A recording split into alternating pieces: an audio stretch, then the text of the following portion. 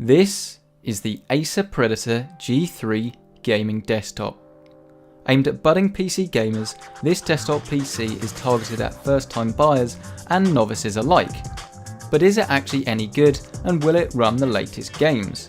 Well, over the last 2 weeks, I found out.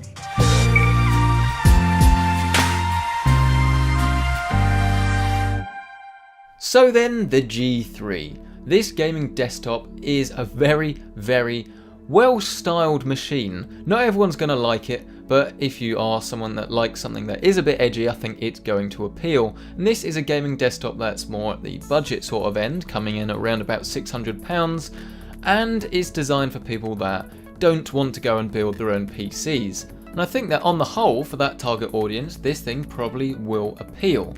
So the question is, should you be attracted to this? Should you go out and buy it? Does it represent good value for money? But ultimately, can it actually play the latest titles?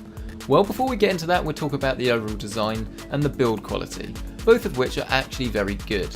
The overall design, yes, it's very striking and a lot of people won't like it, but personally I think it does sit quite nicely on my desk. It's a mid-tower, so it's not really that big, and it's not really the lightest thing in the world, but it's certainly not the heaviest, and most will get along with it nicely. Looking at the front of the computer, it's clearly the front that's been the most heavily styled with that Predator logo and armour plating, and this is where you'll find the power button. You'll find a pair of USB 2.0 ports, a headphone jack, microphone, SD, and then you also get this quite cool headphone holder, which, yes, it's probably not going to be that useful for a lot of people, but if you are someone that has it on your desk, it definitely could prove to be a useful feature nonetheless. Moving up the G3, you will find a hot swappable 3.5-inch drive bay for inserting an additional hard drive in.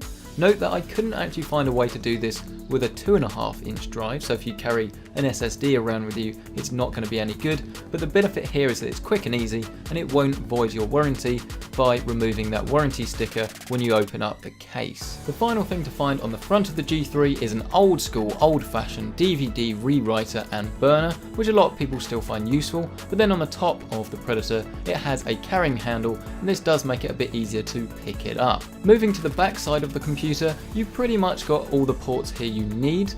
The power supply is located at the top of the case. Then you've got an HDMI display port that you will not want to use, of course, because you want to use the graphics card. Then you've got 4 USB 3.0, 2 USB 2.0, Ethernet, microphone, headphone, line out, and then DVI, HDMI 1.4 and your display port. Now, while removing the side panels is very easy, do note that this will probably void your warranty, as you have to rip through a warranty sticker to do this, and this is probably the biggest disadvantage with going with a computer like the G3.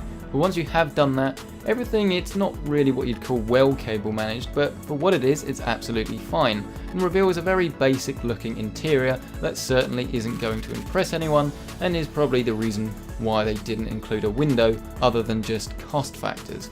It's by no means bad.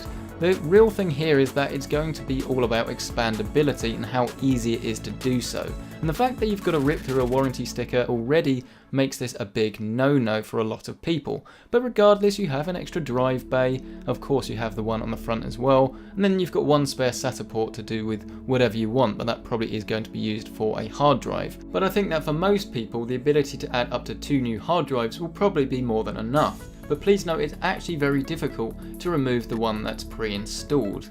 Now, graphics card, this is a R9 360, so it's not the most powerful thing, but should get the job done in a lot of games. And then we have an i5 6400 processor and 12GB of RAM. Now, I must stress that these are just the parts in this SKU, so yours may vary, but please note in this case there is no case fans at all. This simply relies on the one on the power supply, the CPU and the GPU to do its job, which will mean that if you want to put a more expensive graphics card in here, you might struggle. And so with that, it's time to talk gaming performance. What is this thing like? Well, I played an array of games, and we'll start with Hitman. Running DX12 with FXAA and the highest maximum settings that the safeguards would allow, we got 30 frames a second at 1080p average, which is very playable, but ideally you'd want slightly more. So when you lower them to more realistic settings, so low textures and then the medium preset, we got an average of 41, which is very playable. Moving very swiftly on and diving towards our next benchmark, see what I've done there, we have Rise of the Tomb Raider.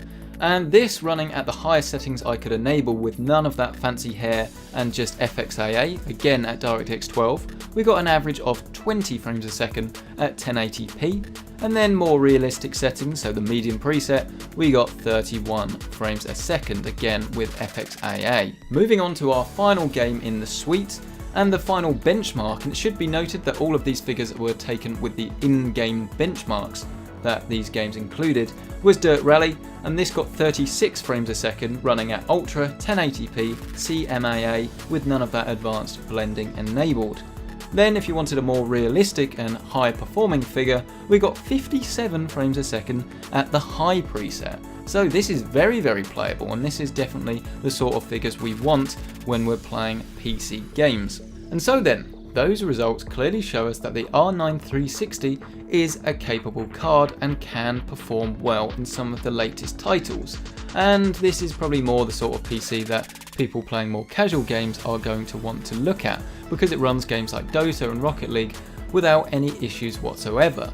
Those that want to play the most demanding titles, especially if you want to play at 1440p or higher, are better off looking at something else. But this is the G3.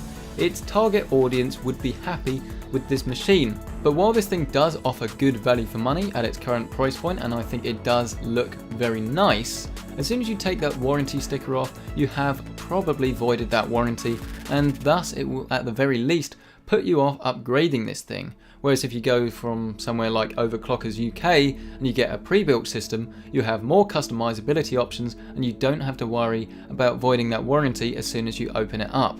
But that is a decision you're going to have to make for yourself. But overall, as an off-the-shelf solution, this thing wins the Good Option Award, because it's just that, it's a good option. It's not the most well-performing thing out there, but it offers fairly decent value for money compared to some of its competition at its reduced current price point.